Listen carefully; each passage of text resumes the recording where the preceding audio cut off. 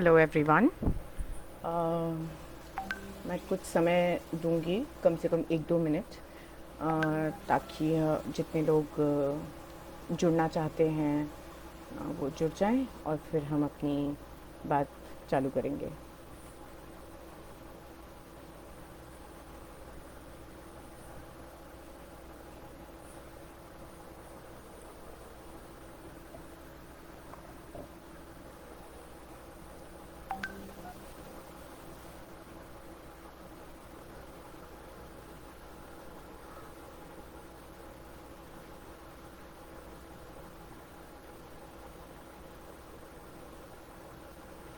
Thank you, नमस्ते। I can see people joining in now, so in a minute हम लोग start करते हैं। और ये कॉन्वर्जेशन बाइलिंगुअल रहेगा जिसका मतलब है हिंदी और इंग्लिश द्विभाषा में हम बात करेंगे, ताकि सब लोग इस वीडियो से बेनिफिट कर पाएँ। और थैंक यू सो मच। आज हम थिंक टैंक के करियर के बारे में बात करेंगे। So I start in a minute. Yes,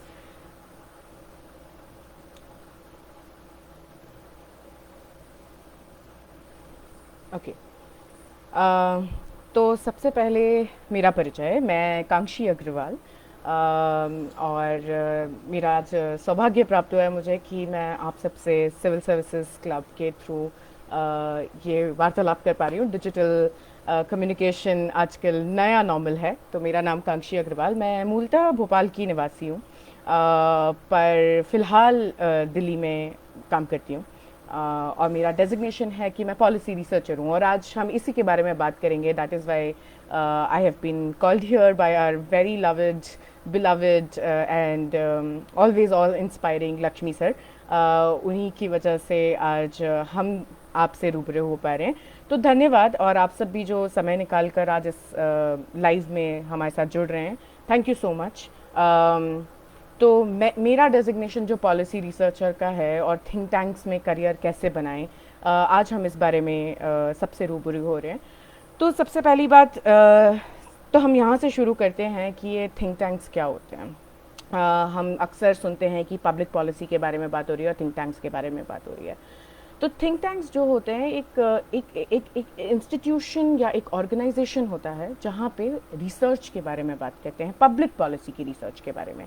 तो 1 मिनट पहले लेकर ये समझ लेते हैं कि पब्लिक पॉलिसी क्या होती है। अब पब्लिक पॉलिसी, जैसे कि हो सकता है आप में से कल बहुत में से कुछ लोग कल भक्ति शर्मा जी के भी लेक्चर में या उनके भी टॉक में आए होंगे, और आपने पॉलिटिक्स के बारे में बहुत जाना होगा कि हमारे पॉलिटिक्स और राजनीति क्या होती है। And there are people who represent us as our government, as our representatives, और हमारे ब्यूरोक्रेट्स भी होते हैं सिस्टम में। तो वो लोग तो पब्लिक पॉलिसी एग्जैक्टली वही चीज़ है जिसके लिए हम गवर्नमेंट को बनाते हैं। Why do we make a government? Because we want, एक प्रॉब्लम है, एक प्रॉब्लम स्टेटमेंट हो सकता है जो समाज में आपको दिखाई दे रहा है। वो गरीबी हो सकती है, वो इनजस्टिस हो सकता है, वो इनइक्वालिटी का क्वेश्चन हो सकता है, वो एजुकेशन, हेल्थ, इंफ्रास्ट्रक्चर, किसी भी जो आप अपने आसपास सोसाइटी के जिन भी हर छोटी सी छोटी और बड़ी से बड़ी समस्या या इशू को देखते हैं, उसको सॉल्व करने के लिए एक स्ट्रेटेजिक या एक पूरा एक लॉजिकल प्रोसेस होता है कि इस प्रोसेस इस सोसाइटी के इस इशू को किस तरीके से डील किया जाएगा। Public policy on a larger level is to address this. और आप सभी लोग अभी अपनी सिविल सर्विसेज की प्रिपरेशन के दौरान गवर्नमेंट के हर पहलू के बारे में बहुत ही डिटेल में पढ़ते हैं। आप जुडिशरी के बारे में पढ़ते हैं, आप मीडिया के बारे में पढ़ते हैं, आप नेशनल इंटरनेशनल अफेयर्स के बारे में पढ़ते हैं, आप एग्जीक्यूटिव के बारे में पढ़ते हैं, आप ब्यूरोक्रेसी के बारे में पढ़ते हैं, आप पॉलिटिशियंस के बारे में भी पढ़ते हैं, आप हमारे कॉन्स्टिट्यूशन के बारे में भी पढ़ते हैं। तो इसका जो सबसे बड़ा इंस्टीट्यूशन है, the institution and that governs us, I call constitution the institution that governs us, उसके ऊपर कुछ भी नहीं होता है। अब उसके मैंडेट से अब हमें उस संविधान के अंदर रहते हुए और उस संविधान के जो प्रोविजंस हैं उनको समक्ष रखते हुए हमारी सोसाइटी की इश्यूज को सॉल्व करना है, और ये पब्लिक पॉलिसी का एक बेसिक आधार है कि एक इशू है, एक प्रॉब्लम स्टेटमेंट है, और आपको उस तक लॉजिकली पहुंचना है। ये पब्लिक पॉलिसी हो गई। अब क्योंकि अगर आप देखेंगे इसको हम कैसे डिवाइड करेंगे कि हमारी जो गवर्नमेंट होती है उसमें usually as I said politicians होते हैं और ब्यूरोक्रेसी होती है। और थिंक टैंक्स में अब ये जो एक नई ये जो एक सेटअप हो गया है। पहले जब शायद हम बड़े हो रहे थे, मैं भोपाल से हूँ, और जब मैं बड़ी हो रही थी तो मैं साइंस की स्टूडेंट हूँ। मैंने भोपाल में इंजीनियरिंग कॉलेज में पढ़ाई की, UIT RGPV से मैंने इलेक्ट्रिकल इंजीनियरिंग की पढ़ाई की। और उसके बाद मैंने Tata institute of social sciences से पॉलिसी एंड गवर्नेंस में मास्टर्स किया। तो इसके पीछे क्या कारण है कि हम सबसे पहले साइंसेस की तरफ भागते हैं? क्योंकि सबसे ज़्यादा प्रचलित जो करियर हैं वो सबसे ज़्यादा प्रचलित करियर एज यू नो कि इंजीनियरिंग और डॉक्टरी की फील्ड में है। बट हमें ये देखना है कि आज की बदलती हुई दुनिया में क्या नई अपॉर्चुनिटीज़ हमारे लिए क्रिएट हो रही हैं, और हम उन अपॉर्चुनिटीज़ को अपने लिए कैसे क्रिएट कर सकते हैं। तो थिंक टैंक एक वो पॉसिबिलिटी बनती है। अब वो थिंक टैंक क्या होता है? एक इंस्टीट्यूशन होता है जिसमें इन पब्लिक पॉलिसी, जिसका बारे में मैंने अभी थोड़ा वर्णन किया, वो उसको अंडरटेक किया जाता है। जब आपने उसको एक थिंक टैंक के अगर आप मद्देनज़र रखते हुए देखेंगे तो आप ये समझेंगे कि थिंक टैंक तीन कैटेगरीज में थिंक टैंक के काम को डिफाइन करती हूँ। एक होता है रिसर्च, दूसरा होता है एडवोकेसी, और तीसरा होता है इम्प्लीमेंटेशन। रिसर्च जैसे आप जानते हैं संशोधन, और बहुत ही वास्ट टर्म है, पर मैं रिसर्च के दो भाग होते हैं। एक होता है क्वालिटेटिव रिसर्च, एक होता है क्वांटिटेटिव रिसर्च। अब इसका भी क्या मतलब है? एक होती है डेटा बैक्ड रिसर्च, एक होती है एंथ्रोपोलॉजिकल रिसर्च। अब इसके क्या मतलब है? तो हम इन सब स्पेशलाइजेशंस के अंदर जैसे जैसे घुसते जाएंगे हमें ये भी समझ में आता जाएगा कि हमें किस तरह की ट्रेनिंग की, किस तरह की एजुकेशन की, किस तरह की नॉलेज और स्किल सेट की आवश्यकता है, ताकि हम इन इंस्टीट्यूशंस का, इन थिंक टैंक्स का पार्ट बन पाए। पर उससे पहले देख लेते हैं कि कौन कौन से फेमस थिंक टैंक्स हैं इस कंट्री में। इस देश में कुछ मेरे जो मुझे नाम सबसे बड़ा एक नाम मुझे जो याद आता है वो bill and Melinda Gates foundation.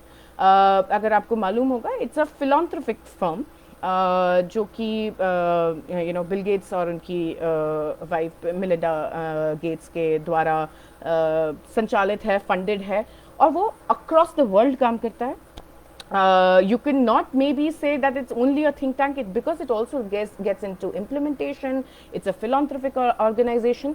तो इसके बहुत तरह के तरीके होते हैं कि वो एक ही काम को कितने मल्टीपल प्रॉन्ग्ड अप्रोच से कर सकें। तो bill and Melinda Gates foundation health care में सबसे ज़्यादा फॉर एग्जांपल काम करते हैं। दूसरे कुछ ऑर्गेनाइजेशंस का अगर मैं नाम आपको बताना चाहूँ तो ब्रुकिंग्स इंस्टीट्यूशन है, ऑब्जर्वर रिसर्च फाउंडेशन है, टेरी है, I work in one of those which is centre for policy research, centre for civil society है, टेरी मैंने जैसे कि नाम लिया वो है। एक है national institute of public finance and policy, NIPFP। तो ऐसे करके बहुत सारे इंस्टीट्यूशंस हैं देश और दुनिया भर में। अगर आप ओबामा जी को फॉर एग्जांपल जानते हैं तो उनकी ओबामा फाउंडेशन है, वो भी एक तरीके से कहीं ना कहीं थिंक टैंक का मतलब जो कार्य है, it's a very blurred field. Sometimes we can not also box it into कि ये सिर्फ इतना ही काम कर सकते हैं या ये सिर्फ एक पर्टिकुलर टॉपिक पे ही काम करेंगे। बट कुछ थिंक टैंक्स होते हैं जो एक पर्टिकुलर फील्ड में स्पेशलाइज करते हैं।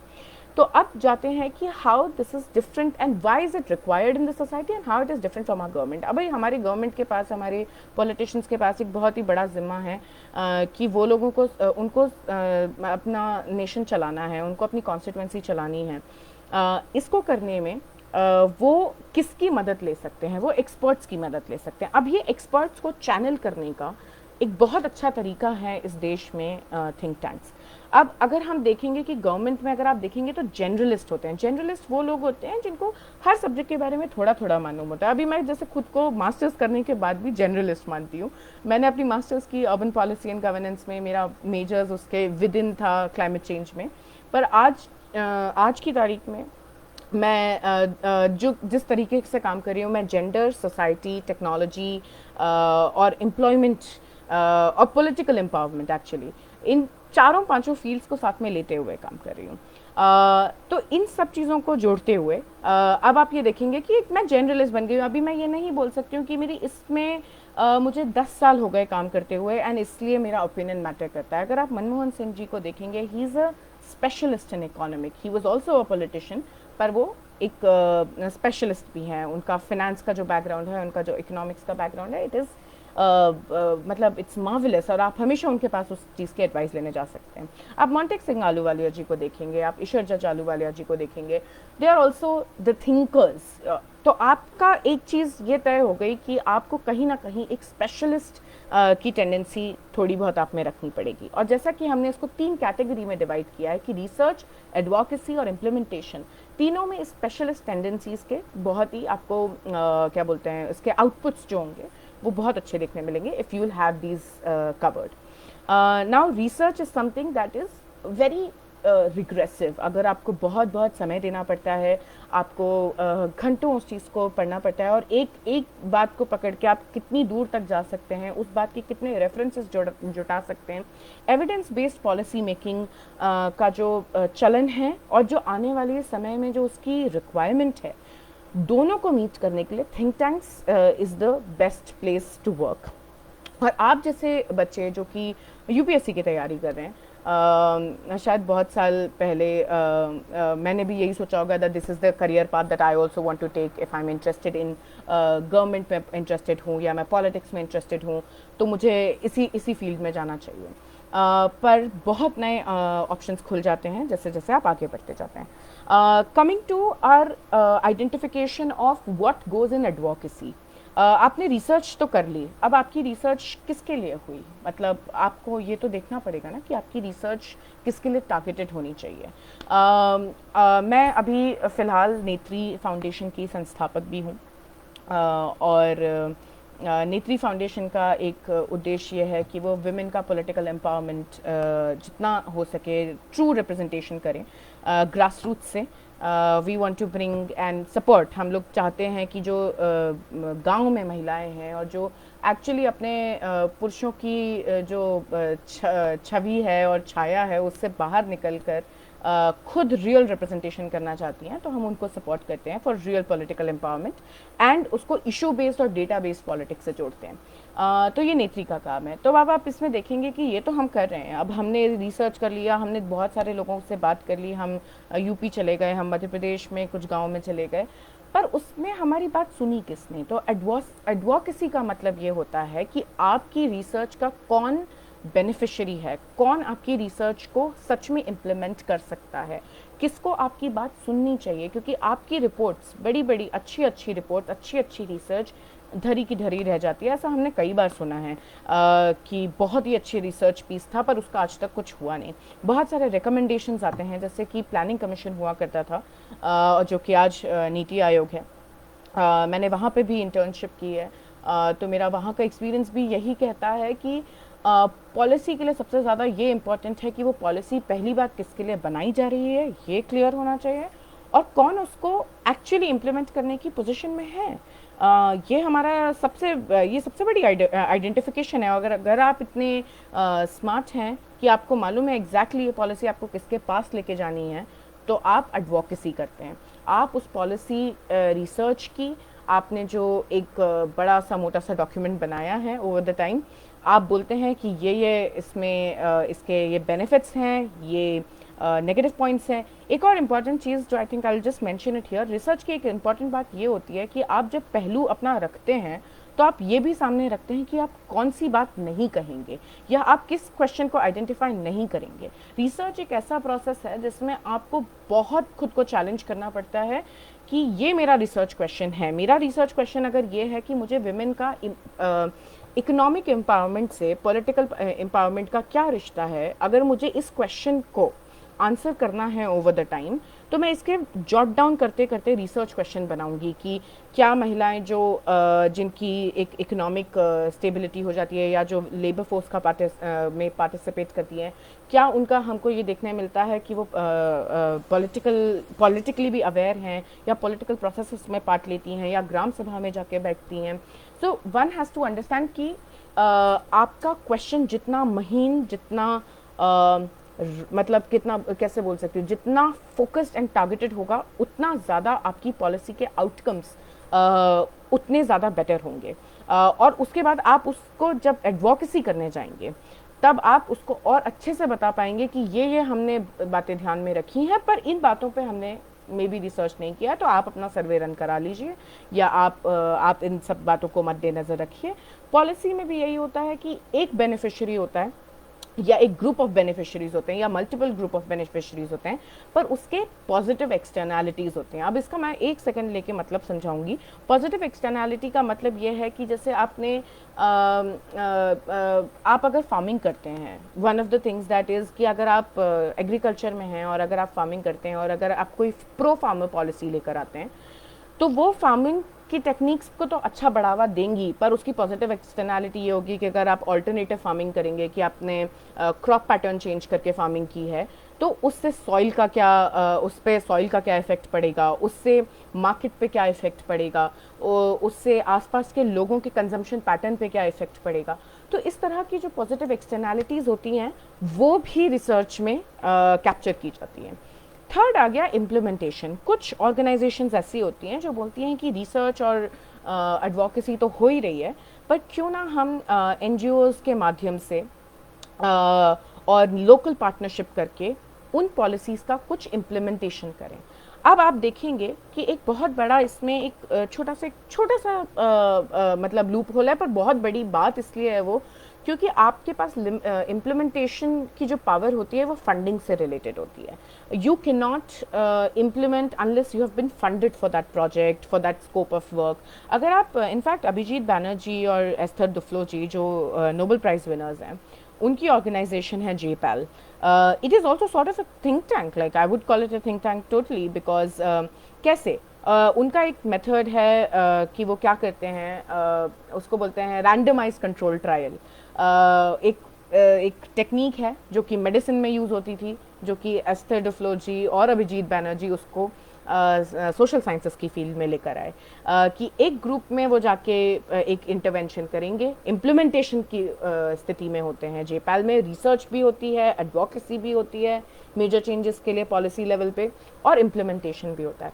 कई बार आपको इम्प्लीमेंटेशन करना इसलिए ज़रूरी है क्योंकि इम्प्लीमेंटेशन का लार्जर इफेक्ट दिखता है अगर आपने एक पायलट रन कर लिया है और गवर्नमेंट ने बोला अच्छा आपने जो प्रपोज किया है पहले आप एक बार करके तो दिखाओ, तब तो हम मानेंगे और इसको पॉलिसी लेवल पे लेजिस्लेट करेंगे। तो लेजिस्लेशन होते हैं, उसके अंदर स्कीम्स होती हैं, schemes and all this is a part of policy. जो ऊपर से लेजिस्लेट होता है, जो छोटी स्कीम्स बनती हैं, जैसे कि right to education is a legislation, it's a act in India. पर जैसे अब सर्व शिक्षा अभियान हो गया या मिड डे मील हो गई, ये सब उसकी छोटी छोटी स्कीम्स हैं। पर इसको जब सोचा जाएगा कि हमको अगर राइट टू एजुकेशन का इम्प्लीमेंटेशन करना है, अब हमने लॉ तो बना दिया पर कौन करेगा लॉ का इम्प्लीमेंटेशन, राइट? तो उसके लिए पॉलिसी का एंगल आता है। तो अभी हमने इम्प्लीमेंटेशन की बात की। एक आप बहुत इम्पॉर्टेंट चीज़ और नोटिस करेंगे कि कैसे पॉलिसी का जो नेटवर्क है वो अपने आप को कैसे बढ़ाता है, and it is through networking and big events that happen in country. बड़े बड़े इवेंट्स किए जाते हैं, बड़े बड़े नेटवर्किंग करने के इवेंट्स किए जाते हैं, उसमें जो सेम माइंडसेट के लोग हैं वो पार्टिसिपेट करते हैं, वो आते हैं, वो अपने विचारों को रखते हैं, और उसमें स्टूडेंट्स का पार्टिसिपेशन सबसे ज़्यादा होता है जो मैं दिल्ली में देखती हूँ। और इस तरह के जो इवेंट्स होते हैं वो ज़्यादातर मैंने देखा है कि दिल्ली और बैंगलोर में ज़्यादा मिलते हैं। उसका रीज़न है कि यहाँ पे पॉलिसी थिंक टैंक्स ज़्यादा हैं। अगर आपने तक्षशिला इंस्टीट्यूट के बारे में सुना, वो भी बैंगलोर में। अब थोड़ा सा आते हैं कि आप इसमें ये तो सब पता कर लिया कि ये सब होता है, ये सब हमको शायद गूगल पे भी पता चल जाता, तो अब पर शायद there are some things that I am adding value to this conversation, I hope so. But अब इसमें कैसे जाएं और कौन लोग जाते हैं और इसमें क्यों जाना चाहिए, इसकी ऐसी कौन सी बात है जो हमको इसकी तरफ अट्रैक्ट करती है। आप सब लोग कहीं ना कहीं क्योंकि आज की तारीख में जब आप प्रिपरेशन कर रहे हैं, you are thinking about the national issues, you are thinking about international issues, and you are deeply concern citizens. आप मन में कहीं ना कहीं आपकी भावना है कि आप समाज की जो बहुत सारी परेशानियां हैं शायद आप उसको एडमिनिस्ट्रेशन में जाकर सॉल्व कर सकते हैं। Even if that is not the case, there are many ways like think tanks जहाँ पे आप अपने आप को एक थॉट लीडर बना सकते हैं। अब ये एक नया वर्ड है, थॉट लीडर होना क्या होता है कि आपकी इतनी पकड़ हो उस सब्जेक्ट पे कि कोई आपका हाथ नहीं पकड़ पाए, जैसे कहते हैं कि आप जब उस सब्जेक्ट पे बोलना चालू करें, आपके अलावा उस सब्जेक्ट पे आपसे बेहतर कोई ना बोल पाए, और अगर कोई बोल भी पाए, आपकी एक ऐसी पकड़ होगी, आपकी उसकी किसी एक पहलू पे ऐसी पकड़ होगी कि आप उसके सबसे बड़े वक्ता, बड़े थॉट प्रोसेस, उसका थॉट प्रोसेस भी बहुत इंपॉर्टेंट है। क्योंकि कुछ चीज़ें जैसे मैंने देखा है कि मेरा खुद का सौभाग्य प्राप्त हुआ मुझे कि मैं कांग्रेस की जब कमेटी में काम कर रही थी, मैं लैम्प फेलो थी। लैम्प एक ऐसी फेलोशिप है जिसमें हम लेजिस्लेटिव असिस्टेंट बनते हैं टू मेंबर्स ऑफ पार्लियामेंट। हम अपने इसमें पार्टी मेंबर चूज़ नहीं करते हैं, हम ये नहीं चूज़ करते कि हमको कांग्रेस में जाना है, बीजेपी में जाना है, टीएमसी में जाना है। हमें एक मेंबर ऑफ पार्लियामेंट अलॉट होते हैं और हम उनके साथ काम करते हैं, पार्लियामेंट के सारा प्रोसीजर समझते हैं। और तब ये एहसास होता है कि मैंने देखा doctor Manmohan Singh ji for example, उनका थॉट प्रोसेस, वो 2 मिनट आके अपनी कुछ बात बोलते हैं और इतने कम शब्दों में, इतनी सही शब्दों में वो जो बात कह जाते हैं वो बहुत अलग ही होती है, राइट। तो वो ऐसा क्यों है? वो बहुत सालों की मेहनत है। एंड आई एम थिंकिंग कि बहुत सारे लोग यहाँ पे सवाल डाल रहे हैं जिसको शायद हम एंड में लेंगे definitely. So thank you for your questions and keep flowing the questions in so that अगर कुछ भी छूट जाता है तो हम उस पर बात कर सकते हैं। तो यहाँ पे हम बात कर रहे थे कि अब आपको इस फील्ड में कैसे जाना चाहिए। आप सब लोग पढ़ाई कर रहे हैं, आप सबकी करियर अपॉर्चुनिटीज़ आपके सामने बहुत तरह से पेश आएंगी, but this is a very important one and you should be prepared for it. कौन कौन से स्किल सेट आपको चाहिए होते हैं और आप किस बैकग्राउंड से आते हैं तो आप इस फील्ड में हो सकते हैं। कोई बैकग्राउंड का कोई लिमिटेशन नहीं है। आप इंजीनियर हो सकते हैं, डॉक्टर्स हो सकते हैं, आप लॉयर्स हो सकते हैं, आप टेक्नोक्रेट्स हो सकते हैं, आप जर्नलिज्म की फील्ड से आ सकते हैं, आप एनजीओज में काम करके आ सकते हैं। तो इसके जो रास्ते हैं वो बॉटम्स अप भी हैं और टॉप डाउन भी हैं। मैंने पहले पार्लियामेंट में मैं काम कर रही थी और उसके बाद अब मैं थिंक टैंक में हूँ क्योंकि मैंने ऊपर से प्रोसीजर को देखा है। बहुत सारे लोग होते हैं जो बहुत सालों तक ग्राउंड पे काम करते हैं और क्योंकि उनका ग्राउंड का एक्सपीरियंस इतना सॉलिड होता है कि वो एक एसेट बन के किसी भी थिंक टैंक में आते हैं। थिंक टैंक में एक बहुत इंपॉर्टेंट एस्पेक्ट ये भी है कि आप उस थिंक टैंक के लिए क्या लेकर आ रहे हैं। मैं वो कांक्षी को ही क्यों हायर करें या वो यहाँ पे जितने भी हमारे मित्र जुड़े हुए हैं वो आप ही को क्यों हायर करें। तो आपको अपनी स्किल सेट उस तरह से बिल्ड करनी पड़ेगी कि आप उनकी फर्स्ट चॉइस हो जाएं। अब आप उनकी फर्स्ट चॉइस कब होंगे? One, as I said, subject expertise. Second is research. आपको डेटा, और आगे आने वाले ज़माने में डेटा का बहुत ज़्यादा बढ़ता प्रभाव है। Data evidence backed policy making, जैसे मैंने कहा, बहुत ज़रूरी है। आपको उस पर काम करना होगा कि आपको डेटा की समझ होनी चाहिए। आपको ग्राफ्स देख के घबराना नहीं चाहिए। आप किसी भी फील्ड से आते हो, आपको ग्राफ्स में इंटरेस्ट होना चाहिए, आपको पैटर्न्स देखने आने चाहिए। So this is a skill set. You have to train your mind, you do quizzes, puzzles, आप सुडोको सॉल्व करिए, in fact that is a great puzzle. तो इस तरह के स्किल्स है।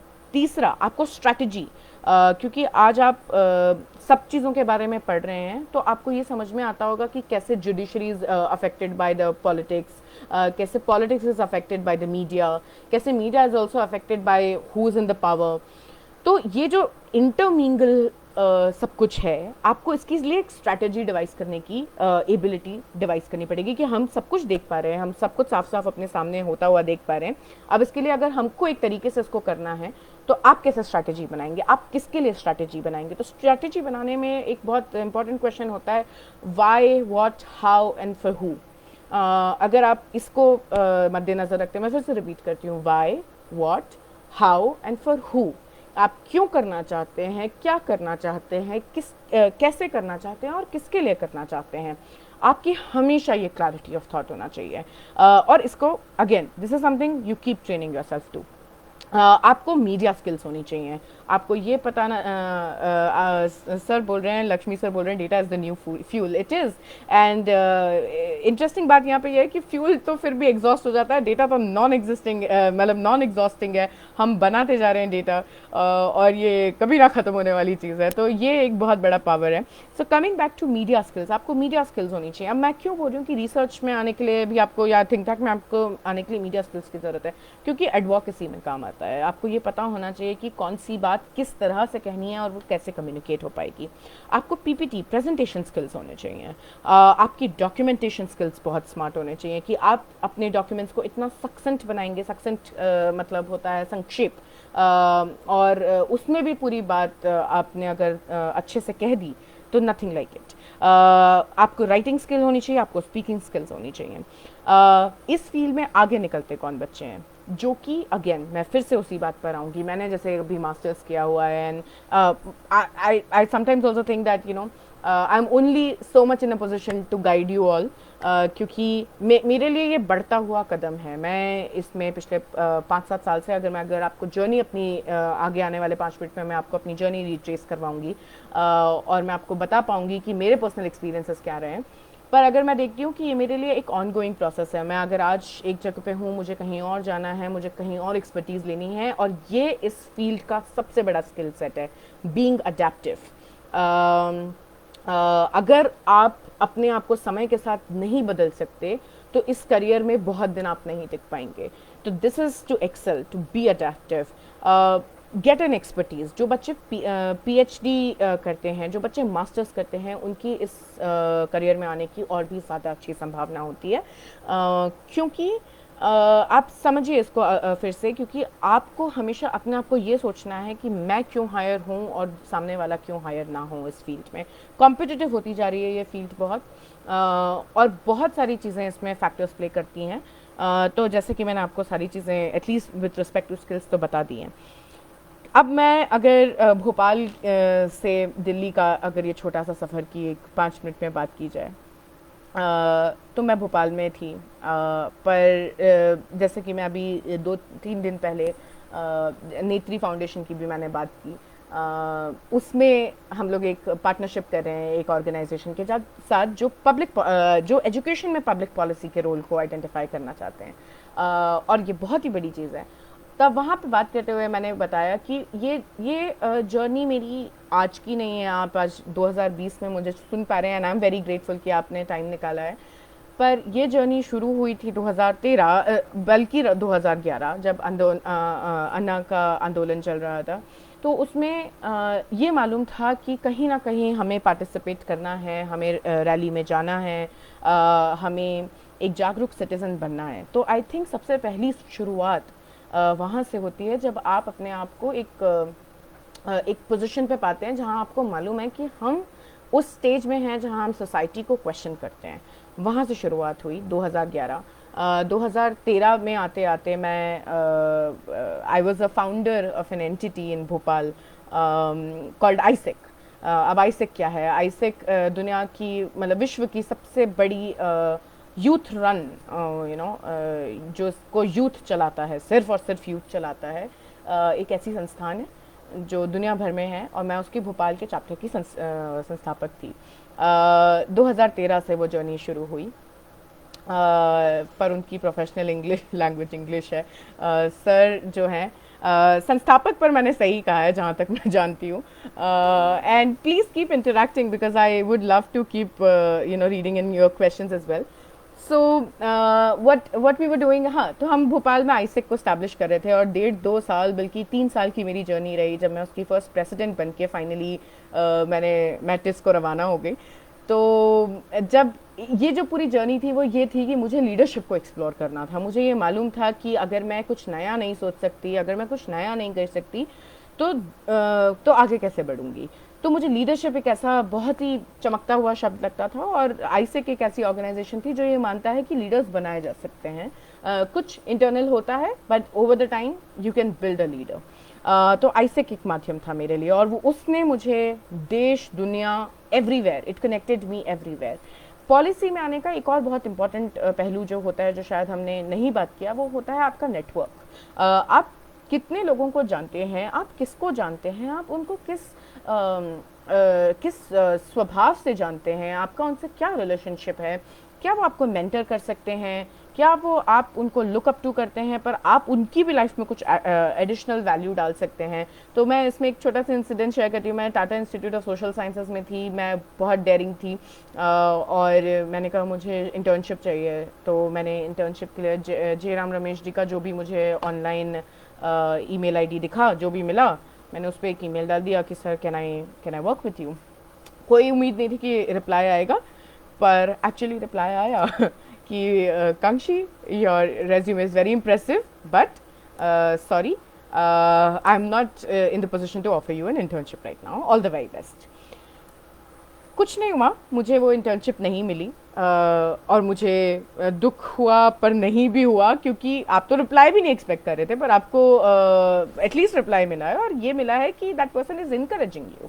सो पॉइंट ये है कि आपको ये जानना चाहिए कि जिसके साथ आप जिसको आप लुक अप टू करते हैं, कि आप उनकी भी लाइफ में कुछ एडिशन कर सकते हैं। इसी से आते हुए मैं आपको दूसरी बात बताती हूँ। मैं MUNs का बहुत बड़ा पार्ट रही। मैं मॉडल यूनाइटेड नेशंस करके, तब अगेन मैं जब कॉलेज में थी तब वो सब टियर 2 शहरों में नहीं होता था, तो मुझे ट्रैवल करना पड़ता था, और मतलब पर्सनल पॉकेट मनी बचाकर जो भी मुझे मिलती थी, कैंटीन में ज़्यादा पैसे ना खर्च करके मैं MUN करने के लिए जाती थी, और उसमें प्राइज़ जीत लेती थी। वहाँ जाती थी तो प्राइज़ जीत लेती थी, तो प्राइज़ मनी होता था, तो कुछ ना कुछ कॉस्ट कवर हो जाती थी, राइट। तो मॉडल यूनाइटेड नेशंस एक ऐसा प्लेटफॉर्म होता है जहाँ पे आपको डिबेट करने का नेशनल इंटरनेशनल इश्यूज पे, तो आप समझ रहे होंगे मॉडल यूनाइटेड नेशन का मतलब क्या हो गया। It's a simulated version of United Nations. तो जब आपको वो मौका मिलता है कि आप यूनाइटेड नेशन के जैसे वहाँ पे एक सिक्योरिटी काउंसिल के आप सदस्य बने हुए हैं, जब आप सदस्य बने हुए हैं तो आप सिक्योरिटी काउंसिल में अभी 5 ही नेशंस हैं, पर आप वहाँ पे फिर भी पीछे बैठे हुए हैं, बोल रहे हैं कि इंडिया, अगर हम इंडिया को रिप्रेजेंट करें तो हमें पार्ट बना लो। नेशनल पार्लियामेंट्स होते हैं, MIT SOG for example, MIT school of government एक नेशनल पार्लियामेंट के मॉडल पे कुछ ऑर्गेनाइज करता है, बहुत नेशनल लेवल पे होता है वो। हमने उसका मध्य प्रदेश वर्जन भी किया था, तो मैं उसकी भी ऑर्गेनाइजर थी। NGO भोपाल में अंश जो है, अभी अंश, मोहसिन पता नहीं यहाँ पर हैं कि नहीं है, पर मोहसिन का सेशन होने वाला है। पर आई विल टेल यू कि अंश जिस साल बना था उसी साल, उसके साल 1 साल पहले या अराउंड दैट ईयर ओनली हमने आईसेक भी शुरू किया था, और तब से लेकर अभी तक अंश मेरे लिए परिवार जैसा है। क्योंकि मैं उनके साथ बहुत काम करना चाहती हूँ, बहुत कुछ सीखना चाहती हूँ, और अभी भी अगर मेरे एक पाँव भोपाल में बना रहता है, वो अंश की वजह से बना रहता है, क्योंकि मैं, मोहसिन और वो एक छोटे से एक NGO का काम मुझे, मतलब छोटा सा तो खैर नहीं है, मोहसिन का NGO बहुत बड़ा है, पर वो जो छोटा सा रोल मुझे देते हैं उसमें काम करने के लिए, दैट ऑलवेज कीप्स मी अफुट, कि ये मेरा बैकग्राउंड है, और मैं यहाँ से आती हूँ, और मैं यहाँ पे जितना भी एम्बेडेड रह सकती हूँ, जितना भी यहाँ पे क्या बोलते काम कर सकती हूँ। तो मोहसिन जी का सेशन 12 जून को भी है, but in the same time, so what I was saying, that work with an NGO, maybe they have released an internship, go and work with, write to Mohsin कि भैया मुझे आपके साथ काम करना है, और आप मौके दीजिए, और कांक्षी जी ने बोला है कि मौके दीजिए। उसके बाद गवर्नमेंट के साथ इंटर्नशिप करना, this is another very important thing. मैंने नीति आयोग में इंटर्नशिप की है, वो भी मैंने टाटा इंस्टीट्यूट में रहने के दौरान जब मैं अपनी मास्टर्स कर रही थी, और मेरी जो, आप मानेंगे नहीं, मेरी जो पूरी थीसिस है, I got my mentor from NITI Aayog, क्योंकि मैंने वहाँ पे इंटर्नशिप की। तो ये रेज्यूमे बढ़ते बढ़ते बढ़ते बनता है, मतलब एक दिन आप छोटी चीज़ करोगे, कल वो बड़ा हो जाएगा, और फिर आप कुछ और कर पाएंगे। तो आप इंटर्नशिप्स की कोशिश करिए, ऐसी डिबेट्स में जाइए, राइटिंग करिए, फेलोशिप्स करिए, लोकल फेलोशिप्स होती हैं। मोहसिन एक रर्बन कैंप भी कराता है, उसके बारे में भी बात कर सकते हैं। यूनिसेफ कुछ प्रोग्राम्स करता है, आप उसमें पार्ट बनिए। जितने ज़्यादा भोपाल में जितने इवेंट्स होते हैं, and I think that is why I am very grateful to civil services club, क्योंकि ये आपके लिए एक ऐसे मौके लेकर आता है जो आपको किसी भी ट्रेडिशनल कोचिंग में नहीं मिलते हैं, राइट। कि आपको इवेंट्स का पार्ट बनने का मौका मिल रहा है, और आपको इवेंट्स में जाना चाहिए, क्योंकि आप इवेंट्स में जाएंगे, आपके पास नए नए विचार आएंगे। आप हमेशा उसको शायद पढ़ने की दिशा से मत देखिए कि आपको सिविल सर्विसेज के एग्जाम में उसको कैसे इनकॉर्पोरेट करना है, but how can you do more about it. So ये तो रही इसकी बात कि आपके स्किल सेट क्या होने चाहिए। अब इसकी लिमिटेशंस क्या हैं इस फील्ड की। आप डेफिनेटली ब्यूरोक्रेसी में जाना चाहते हैं, आप आईएएस ऑफिसर बनना चाहते हैं, आप शायद एमपीपीएससी का भी एग्ज़ाम दे रहे हों या अपने स्टेट पीएससी का एग्ज़ाम दे रहे हों, तो उसमें होती है एक साइनिंग पावर, एक होती है फंड रिलीज करने की पावर। आपने साइन किया और काम हो गया, आपने साइन किया और फंड रिलीज हो गया, आपने साइन किया और आदेश हो गए, आपने साइन किया और लॉकडाउन इम्प्लीमेंट हो गया। आपके छोटे, अगर आप डीएम है, डिस्ट्रिक्ट मजिस्ट्रेट हैं, तो आप उसके, आप लिटरली बोलते हैं वो जो डीएम होता है वो एकदम माता जी पिताजी होते हैं उस डिस्ट्रिक्ट के, है ना। तो वो जो पावर है वो आपको थिंक टैंक में नहीं मिलती। यहाँ पे आपका जो नेचर होता है वो रिकमेंडेटरी होता है। प्लानिंग कमीशन से लेकर नीति आयोग, जब वो अभी ट्रांसफॉर्मेशन हो गया है, दोनों प्लानिंग कमीशन से लेकर नीति आयोग तक, उसके बीच में भी एक जर्नी है। अगर आप इसकी भी पूरी जर्नी पढ़ेंगे तो एक नेचर ऑफ रिकमेंडेशन, आज की तारीख में NITI Aayog is a pure think tank because it gives a lot of recommendations to the government. अब वो माने नहीं माने वो गवर्नमेंट की मर्जी है। ऐसे ही मैं बहुत सारा पॉलिसी वर्क, जैसे जो टेक्नोलॉजी फील्ड में करती हूँ, डेटा प्राइवेसी फ्रेमवर्क क्या होना चाहिए। आज आप आरोग्य सेतु के साथ अगर आपने देखे होंगे, बहुत सारे प्राइवेसी पे सवाल उठे हैं, उसको करेक्ट किया गया है। सबसे अच्छी बात ये रही है कि गवर्नमेंट ने उन रिकमेंडेशंस को एक्सेप्ट करते हुए उसको उनको रेमेडी किया, उन सिचुएशंस को। तो आपका रिकमेंडेशन का ही काम रह जाता है। तो वो एक लिमिटिंग फैक्टर लगता है that I can't do so much. But अगर आप इम्प्लीमेंटेशन साइड में हैं with in think tank also, तो आप इम्प्लीमेंटेशन करके थोड़ी बहुत आपको संतुष्टि प्राप्त होती है। फॉर एग्जांपल एक ऑर्गेनाइजेशन है समग्र, वो कुछ कुछ काम इम्प्लीमेंटेशन में करते हैं। सत्व consultancy, I know, vision India foundation, ये भी कुछ, ये लोग इम्प्लीमेंटेशन में भी हैं, थिंकिंग प्रोसेस में भी हैं। तो आपको कहीं ना कहीं ये जो समंजस है दोनों चीज़ों में वो बनाना पड़ेगा कि आप कैसे, how will you make peace with your self that you wanted to be that signing authority but you are not any more, अगर आप थिंक टैंक वाले करियर में आते हैं। दूसरा लिमिटेशन ये भी है कि इसमें करियर स्टेबिलिटी नहीं है। अगर आप अगर करियर की स्टेबिलिटी चाहते हैं तो this is again not a field. आप 1-2 साल 3-4 साल काम कर सकते हैं, फिर आपको कहीं और काम करना पड़ेगा, फिर कहीं और करना पड़ेगा। पर इंटरेस्टिंग ये है कि आज के ज़माने में इतनी अपॉर्चुनिटीज़ हो गई हैं। गवर्नमेंट के जैसे थिंक टैंक, हमने नीति आयोग की बात की, आजकल प्राइवेट इंस्टीट्यूशन, प्राइवेट कॉरपोरेशंस में आपके पीएमजी की बात करिए, पीडब्ल्यूसी की बात करिए, ऐसे बड़े बड़े जो मैकिन्जी और बिग फोर्स हैं, उनके अंदर भी पब्लिक पॉलिसी के प्रोविजंस, मतलब उनके भी वर्टिकल्स बन गए। तो अपॉर्चुनिटीज़ हैं, but then you have to be very cut throat. आपको बहुत स्मार्ट होना पड़ेगा, आपको बहुत कॉम्पिटिटिव होना पड़ेगा, और आप उसमें सस्टेन कर सकते हैं। तो ये बात हुई कि लिमिटेशंस क्या है। Now the future, what is the future of public policy? I think as Bhakti ji yesterday said that politics is future, and so is public policy. Now politics is not, मतलब जैसा मैं भी देखती हूँ कि politics जो है वो कहीं पे भी आप देखेंगे कि पॉलिटिक्स कभी ख़त्म नहीं हुई, और आगे आने वाले समय में पॉलिटिक्स पे बहुत प्रेशर बनता जा रहा है, क्योंकि आप जैसे बच्चे हैं और आप जैसे और लोग जो कि आज समाज में अपनी आवाज़ उठाना चाहते हैं, जो कि आज समाज में एक स्तंभ, जो एक मजबूत स्तंभ की तरह वो खड़े होना चाहते हैं एज ए कलेक्टिव वॉइस। अगर ऐसे कलेक्टिव वॉइस खड़ी होती रहेगी तो पब्लिक पॉलिसी की बहुत ज़रूरत होगी, क्योंकि फिर गवर्नमेंट एक रैंडम डिसीजन नहीं ले पाएगी कि आज मन हुआ तो डिमोनेटाइजेशन कर दिया, आज मन हुआ तो हमने इमरजेंसी लगा दी। तो ये जो एक स्ट्रेटेजिक अप्रोच होता है किसी चीज़ को करने का, वो होता है पॉलिसी का माध्यम। पॉलिसी कई बार सेटबैक में आप ये भी देखेंगे कि one of the other setbacks is कि बहुत टाइम लगता है पॉलिसी के इम्प्लीमेंटेशन में। आपने देखा होगा राइट टू एजुकेशन के बाद से आज भी हमारा literally on ground right to education नहीं है ना। तो पॉलिसी की implement, and it can be really frustrating कि आपका पेपर पड़ा हुआ है and it has never been accepted, फिर अगर एक्सेप्ट हो भी गया तो धीरे धीरे धीरे सिस्टम मूव करता है, और आप सिस्टम में अंदर नहीं हो तो आपको लगता है कि अरे मैं अंदर होता तो मैं बहुत कुछ बदल देता, या मैं अंदर होती तो बहुत कुछ बदल देती। तो वो भी एक फ्रस्ट्रेशन आती है। But at the same time आप फ्यूचर की अगर बात करें तो पब्लिक पॉलिसी के बिना हम जो भी हमारी सिचुएशन आज है, हम क्लाइमेट चेंज जैसे बड़े इशू को बिना पब्लिक पॉलिसी के हैंडल नहीं कर पाएंगे। एक स्ट्रेटिस्टिक अप्रोच होनी पड़ेगी जिसकी बेसिस पे, जिसके बिना पर हम आगे चलकर पॉलिटिक्स और पॉलिसी को क्रिएट करेंगे, उसका नव निर्माण एक तरीके से होना चाहिए पॉलिटिक्स का, और वो पॉलिसी की ही बैकिंग पर होगा, क्योंकि अगर आपके पास वो बेसिस नहीं है तो आप नहीं कर सकते. तो this is one future. Second is the future data, as we anyway discussed and talked about.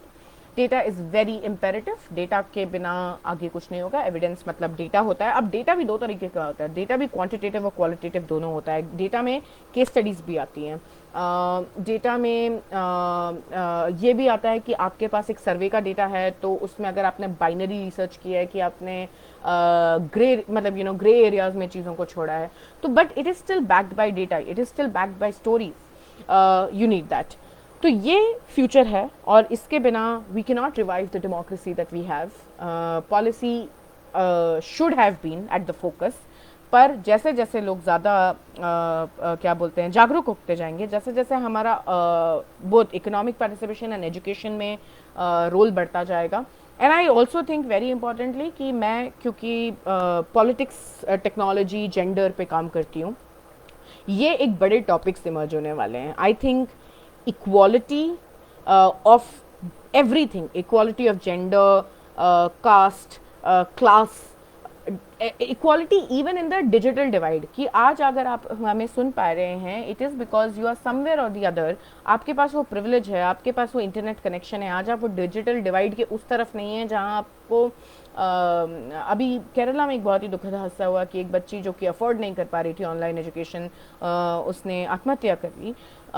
तो इस तरह की जो चीज़ें होंगी आगे आने वाले समय में, बढ़ेंगी भी, पर एट द सेम टाइम यही अपॉर्चुनिटी है उसको इस इनइक्वालिटी को कर्ब करने का, इस इनइक्वालिटी को इसको गैप को मिटाने का.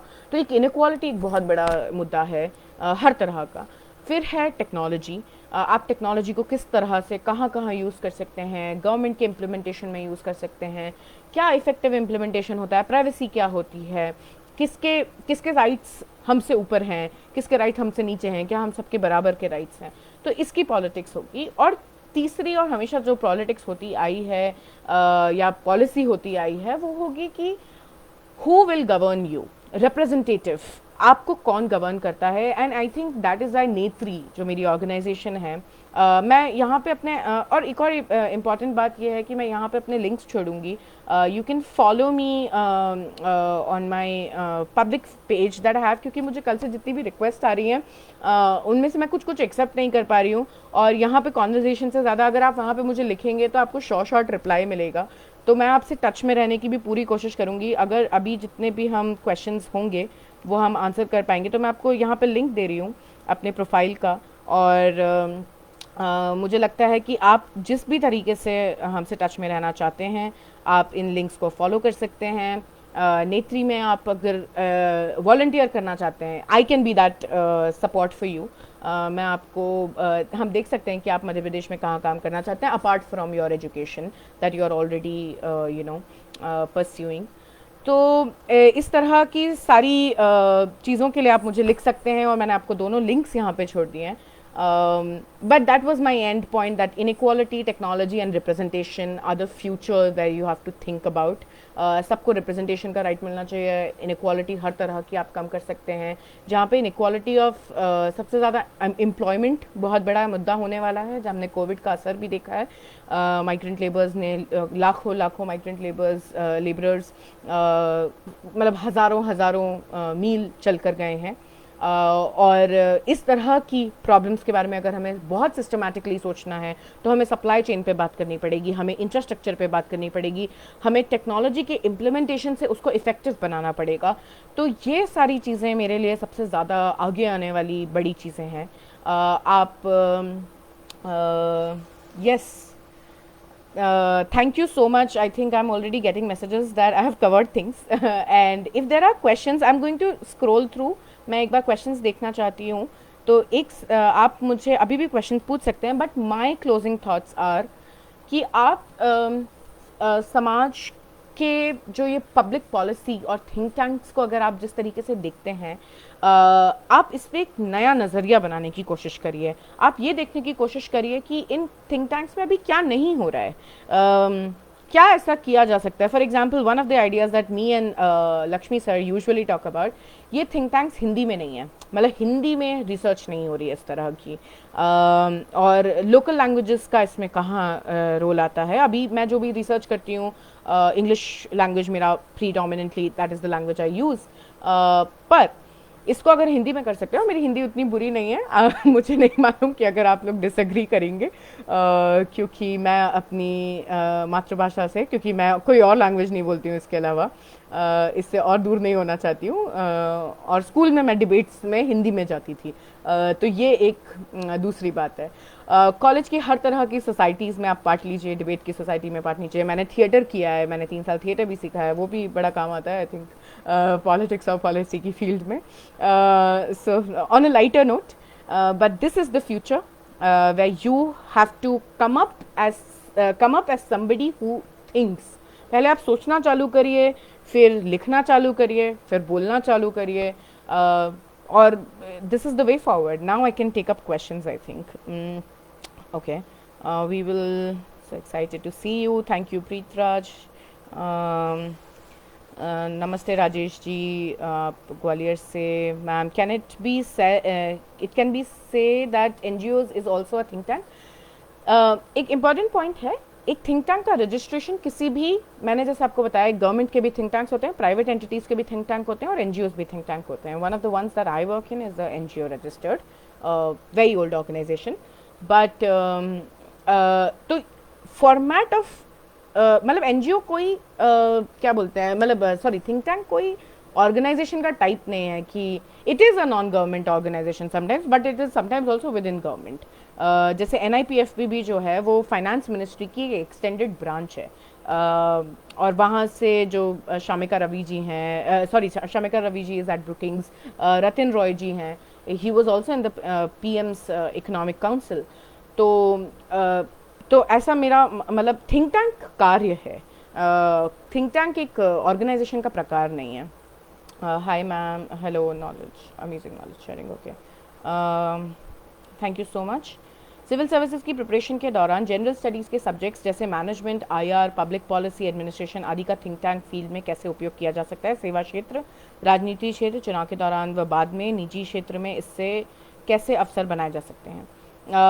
बिल्कुल, आपने सही बात बोली कि सिविल सर्विसेज के प्रिपरेशन के दौरान आप जो भी बढ़ते हैं, सब कुछ, मैनेजमेंट, इंटरनेशनल रिलेशंस पे जैसे ऑब्जर्वर रिसर्च फाउंडेशन में बहुत अच्छा काम होता है, मैं वहाँ पे स्पेशली ध्रुव जयशंकर जी जो हैं, he does brilliant work on foreign policy, उनके फादर अभी करंट मिनिस्टर भी हैं। तो public policy, public administration is also, मतलब पब्लिक एडमिनिस्ट्रेशन आप जिसको बोलते हैं पढ़ने के दौरान, हम एक सॉर्ट उसको देते हैं पॉलिसी का, क्योंकि हम एडमिनिस्ट्रेशन की बात नहीं करते, हम पॉलिसी की बात करते हैं। और राजनीतिक क्षेत्र में जैसे मैंने एक मेंबर ऑफ पार्लियामेंट के साथ काम किया, तो उन्हें भी पॉलिसी रिसर्च की ज़रूरत होती है, क्योंकि अब आप सोचेंगे कि वो मेंबर ऑफ पार्लियामेंट हैं, ऑपोजिशन के हैं, तो उनको क्यों ज़रूरत पड़ती है? उनको इसलिए ज़रूरत पड़ती है क्योंकि जब लेजिस्लेशन पे बात होती है, जब संसद में मुद्दा उठता है, जब डिबेट होती है उस मुद्दे पर, तब सबसे ज़्यादा ज़रूरत पड़ती है कि ऑपोजिशन के लीडर के पास भी पॉलिसी की पूरी अंडरस्टैंडिंग हो, उनको मुद्दा पॉइंट टू पॉइंट पता हो, उनके पास ऑल्टरनेटिव्स भी हों सुझाने के लिए, तो इसलिए हमारी ज़रूरत पड़ती है। राजनीति के क्षेत्र में आजकल आप देख रहे हैं सबसे बड़ा इमर्जिंग फील्ड है पॉलिटिकल कंसल्टिंग, उसमें भी रिसर्च का, policy research not so much, it's a different field all together, political consulting है वो, उसके बारे में कभी हम और बात कर सकते हैं। How to develop PPT and speaking skills, very good question. I think इसको आप अपने करिकुलम में जितना इंक्लूड करेंगे, कि जब आपको सर पढ़ा रहे हैं शायद कोचिंग इंस्टीट्यूट में, और अभी जब सब कुछ ऑनलाइन हो गया है, तो शायद सर आपका मतलब आपसे किसी भी टॉपिक पे बोल सकते हैं कि चलिए इस पे सब लोग अपनी प्रेजेंटेशंस भेजिए, और उन प्रेजेंटेशंस को अलग अलग आधार पर, वो क्राइटेरिया पर इवैल्यूएट कर सकते हैं। उसके बाद speaking skills, as much as you do it you learn it by doing. मेरे मम्मी पापा दोनों हिंदी स्पीकिंग हैं, उन दोनों, वो घर में हम लोग हिंदी में ही बात करते हैं, तो उनने ये कोशिश की जब वो कर सकते थे, कि उन्होंने मुझे एक इंग्लिश मीडियम स्कूल में भेजा। मैं भोपाल से ही पढ़ी हूँ, कमल कॉन्वेंट से, और वो मेरे लिए एक स्टेपिंग स्टोन था, पर उसके बाद भी it is a constant struggle, क्योंकि इंग्लिश भी अगर आप देखेंगे इवॉल्विंग लैंग्वेज है। बहुत सारे आजकल की टर्मिनोलॉजीज जो होते हैं वो आज हमने सुने, when we were growing up हमने नहीं सुने थे। अच्छा, प्लीज़ हिंदी वर्ड्स का भी यूज़ करें। जी राजेश जी, आई होप मैंने अपनी बात आप तक पहुंचा दी हो, आप मुझे समझ पाए हो। Can you name tell us about think tanks in the field of environment और ecology? Environment, I would say TERI is to some extent in that field. How also intern in state-aided institution regarding environment? Do they share their opportunities on their digital platforms, website? Very good question. Actually, sometimes not. मतलब state level पे क्या होता है ना कि मतलब चीज़ें बहुत फॉर्मलाइज नहीं हैं अभी भी। अगर आप देखेंगे बहुत सारी डिस्क्रिपेंसीज हैं, कैसे इंटर्नशिप निकलती है, कैसे इंटर्नशिप करने का मौका मिलता है। पर मध्य प्रदेश में जैसे भोपाल में एक बहुत अच्छा इंस्टीट्यूट है। Okay, I don't know why am I out of this video.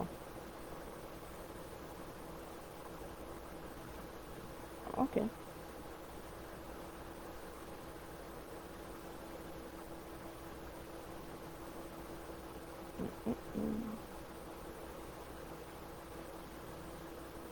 Can you all see me? Because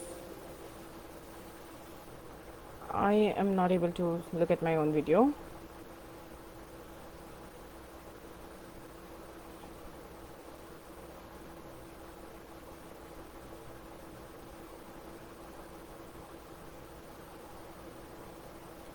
Hello, can you all see me? I can't see the video.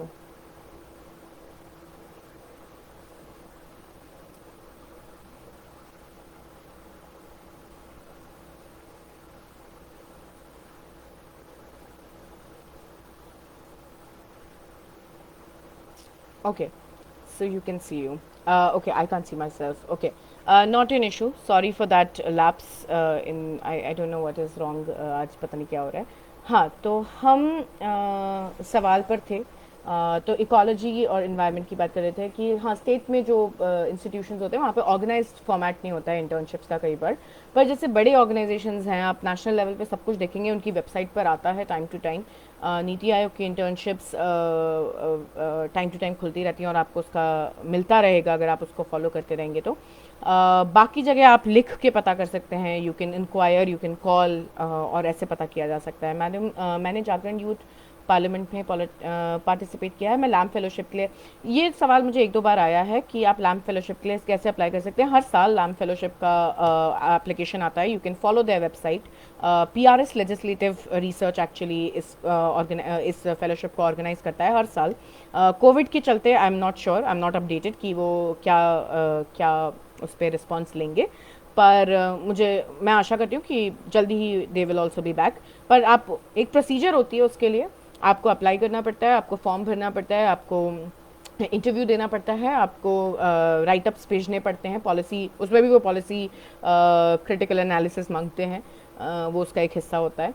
तो ये क्वेश्चन मैंने आपका आंसर कर दिया है। Net भी एक great problem है मैम। मार्क जकरबर्ग को इस पर रिसर्च करना होगा कि FB लाइफ का खर्च हो। सॉरी मैम, मैं आपको नहीं सुन पा रहा, मुझे खेद है। See, this is exactly what I was talking about, and I hope policy can reach him. And you know, ये बहुत बड़ा प्रॉब्लम है कि आज हमारे देश में डिजिटल डिवाइड है। I am so sorry Dharmendra, अगर आप मुझे सुन पा रहे हैं एटलीस्ट, तो आप मुझे मेरे जो मैंने पेज का लिंक दिया है, आप मुझे वहाँ पे प्लीज़ रीच आउट करिए, क्योंकि आप मेरे को मैसेजेस भेजते रहेंगे ये वाली प्रोफाइल पे, तो क्या बोलते हैं, तो मैं शायद रिप्लाई ना कर पाऊँ। आप उस पर ज़रूर मैसेज करिएगा मुझे, तो मैं आपको मदद कर पाऊँगी।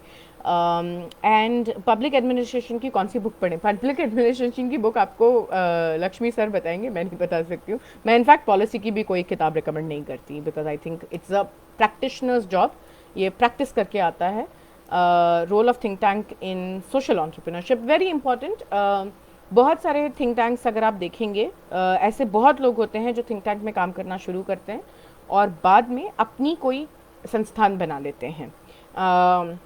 दिस इज़ वेरी इंपॉर्टेंट, क्योंकि आप वहाँ से बहुत सारी चीज़ें सीखते हैं, आप रिसर्च सीखते हैं, आप नेटवर्क सीखते हैं, आप एडवोकेसी सीखते हैं, और आप इम्प्लीमेंटेशन भी सीखते हैं, और फिर आप अपना कुछ खुद स्टार्ट करना चाहते हैं और आप कर सकते हैं। मैम, इंडिया में पॉलिसी इम्प्लीमेंटेशन अच्छा क्यों नहीं है और पॉलिसी रिव्यू होता है? पॉलिसी रिव्यू की एक बहुत इंपॉर्टेंट बात, नीति आयोग में ही एक department of monitoring and evaluation है। उसके बारे में एक छोटी सी बात यह है कि वो एक with in the think tank वो ये बोलते हैं कि जो भी हम इम्प्लीमेंट कर रहे हैं या जो भी पॉलिसीज इम्प्लीमेंट हो रही हैं वो उसका सर्वे करते हैं, और मॉनिटरिंग एंड एवेल्युएशन नहीं होता है हमारे यहाँ। प्रॉब्लम ये है, अगर मॉनिटरिंग एवेल्युएशन होगा और इसको एक फीडबैक लूप बनाया जाएगा तो हम पॉलिसी रिव्यू कर पाएंगे। अगर आपको ये पता ही नहीं चलेगा कि पॉलिसी इंप्लीमेंट करने के बाद क्या क्या लूप होल्स रह गए, किसी ने जाके उसको इवैल्यूएट नहीं किया, तो आप रिव्यू कैसे करेंगे पॉलिसी को। पर एक्चुअली जो थिंक टैंक्स होते हैं वो इस पर बहुत काम करते हैं कि अब ज़रूरत आ गई है कि आरटी को रिव्यू किया जाए, अब ज़रूरत आ गई है कि इनफैक्ट फॉर दैट मैटर अभी जो हमने ट्रांसजेंडर पॉलिसी के साथ 377 वो स्ट्रक डाउन, उसके लिए बहुत दिन से एक मूवमेंट चल रहा था। एक पर्टिकुलर सेक्शन को हमने स्ट्राइक डाउन किया है, उसको क्रिमिनल, अब वो कहीं क्रिमिनल एक एक्ट था उसको हमने डीक्रिमिनलाइज कर दिया है। It is kind of a policy review because ये आपने लेजिस्लेटिव प्रोसेस पे किया, कई बार आप स्कीम प्रोसेस पे स्कीम लेवल पे करते हो, कई बार सेंट्रल की फंडिंग से हो सकता है। तो ये बहुत अलग अलग तरीके हैं। बंद अंधेरे कमरे में रोशनी की आशा करता हुआ पता ही नहीं चल रहा क्या हो रहा है। ओके, आप इसे हिंदी में और विस्तार से समझा दें मैम प्लीज़। कौन सी बात को आप अगर वो लिख देते तो मैं बिल्कुल समझा देती हिंदी में, definitely. And I think I am over and out here because I have covered. Notice board is the best platform to know about internship. Yes, so is NGO Box. वो भी एक अच्छा प्लेटफॉर्म है। Thank you sir for giving me that Q. Hindi में कोई internship होती है क्या मैम? जहाँ पर हिंदी में मतलब मुझे लगता है यही एक बहुत इंपॉर्टेंट बात है। Wherever you can take it forward, अपने आप से आप उस चीज़ में एक पहल करिए ज़रूर। Thank you. So that's it. Thank you so much, and I have to rush for another thing, but I have again mentioned कि आप मुझे Twitter, Instagram और Facebook पर एक ही हैंडल से ढूंढ सकते हैं। मेरा एक ही नाम है कांक्षी अग्रवाल, और आप हमारी ऑर्गेनाइजेशन को फॉलो कर सकते हैं जो कि नेत्री फाउंडेशन है। Please look at that. I will be very grateful, and if you want to become a part, I will be again very grateful, because what we are trying to do is work at the cusp of both policy, politics, और हम जितना ज़्यादा हो सके youth को अपने साथ जोड़ना चाहते हैं। So please keep in touch, and I am like leaving my ID again. Thank you so much, bye bye, good night, and thank you, really thank you sir for having me here. And आप सबने बहुत patiently सुना, उसके लिए भी बहुत बहुत धन्यवाद। Thank you.